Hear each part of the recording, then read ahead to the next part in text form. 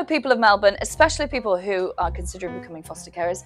My name is Kiri Pritchard-McLean. I am a stand-up comedian and a foster carer, and I'm here at the incredible Melbourne Comedy Festival with my show Peacock, which will explain exactly how to become a foster carer, specifically in Wales in the United Kingdom.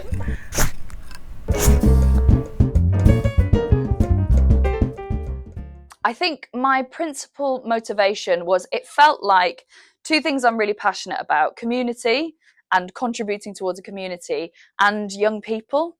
And I had never really wanted a biological family, but I loved being around young people. I'd always loved teaching. I think teenagers in particular are fantastic. And it felt like it was a way of me sort of having a family and supporting my community at the same time.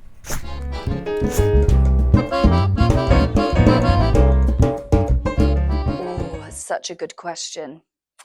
I think there isn't. I think you will, if you're coming to the decision or coming to the thought process, that probably means you're already ready to do it.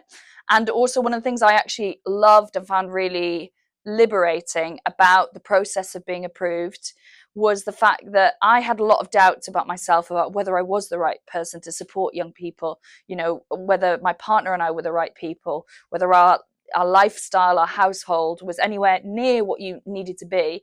And there are lots of experts checking at every single stage you are the right people. And then when you get approved, checking that they're putting the right young people with you. So it felt like I had a load of brilliant, qualified, passionate grown-ups around me holding our hands going into this situation, starting what is our version of a family.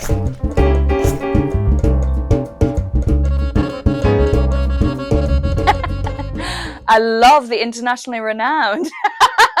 How do I balance it? Well, my partner and I, we provide respite care, so short breaks and stays. And that was actually one of the things that felt so liberating, is that I knew, one of the many reasons why I knew that biological family wasn't right for me is, I have to pick up and go around the world and travel to do my job, which I love to do. It makes me who I am.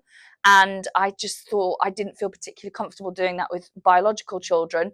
And then when I was looking into fostering, there was this option where we could send them all the dates that we were available, that I knew that I could be present and, and nourishing and supportive and around. And then if I'm not able to do those things, we say, okay, we're not available. And I thought, oh, well, that's a great fix for me. And of course, you keep in contact with the young people as I'm sort of jetting around the place and check in and send texts and things like that. Although I haven't got any signal at the moment. Don't worry, everything's okay. But yeah, it's actually a surprisingly straightforward juggle, because also, my supervisor and social worker is phenomenal and knows me and my life really well, and is also really passionate about the show that I'm performing and that I'm taking other places and encouraging other people. So yeah, they've got my back.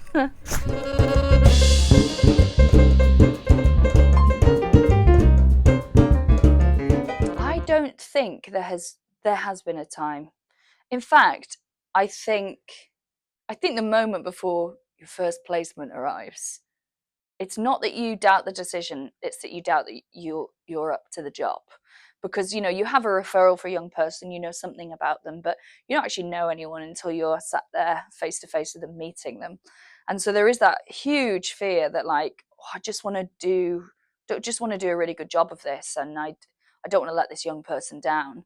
And so the doubt comes in then. But actually, the more we have fostered and the more young people that have come into our lives, the more I feel like it is absolutely the right thing for us.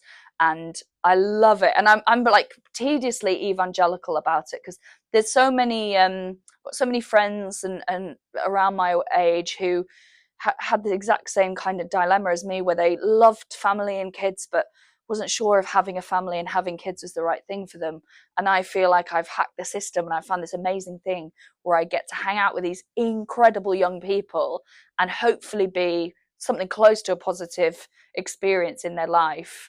And I get loads of training, I have loads of experts, and then people tell me how brilliant I am because I'm a foster carer. Listen, it's absolutely, for someone who likes to virtue signal, it's absolutely perfect.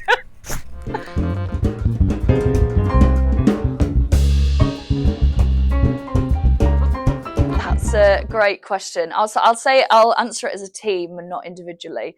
I think the fact that the young people who come and stay with us always want to come back is such a lovely feeling. that we have, for however long it's been, a couple of hours, a couple of days, a couple of weeks, we have created an environment that they have felt safe in, that they've felt secure in. We often get compliments on the food. I would love to take credit for that. I do none of the cooking. Unless you're shaking something out onto an oven tray, I'm not in charge of it. So I love that we have cultivated the kind of home where young people come along and they can, in a short space of time, feel safe and nourished and want to come back. That's the best review of anything I've ever had, including my comedy.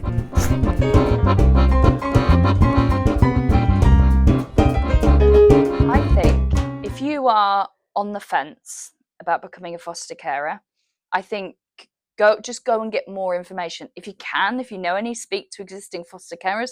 They will give you the story, warts and all. And what I found as well is going through the process, which, as we would all hope, is quite long, quite exhaustive, it's quite thorough, as it should be, to protect these young people, that you soon find out if it's not the right fit for you. And not to take it personally either if it's not the right fit, if you don't have the right, lifestyle or situation for it. That's fine. It just means that you're not going into it and then, through no fault of your own or your circumstances, doing a bad job of it. And one of the things they say when it comes to recruitment back in the UK is, I think it's so funny because it's social workers say it and they don't realize it's a hilarious joke. They always say, don't rule yourself out, we will rule you out, which I don't think is the recruitment tool they think it is. But this is the thing: if you go through that process, and in my country, you go to panel and you have a load of experts who sort of sign you off and say, "Yep, we think you're the right people for it."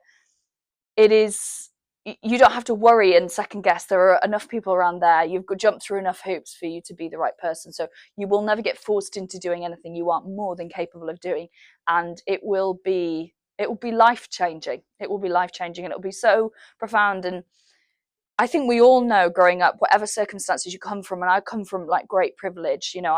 My family are just incredible, and the situation in the area I grew up in was amazing and nourishing.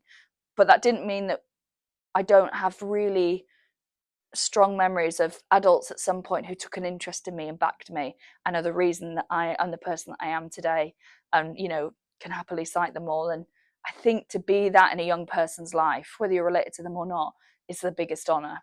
So if that sounds like something that's up your street, then I do recommend becoming a foster carer.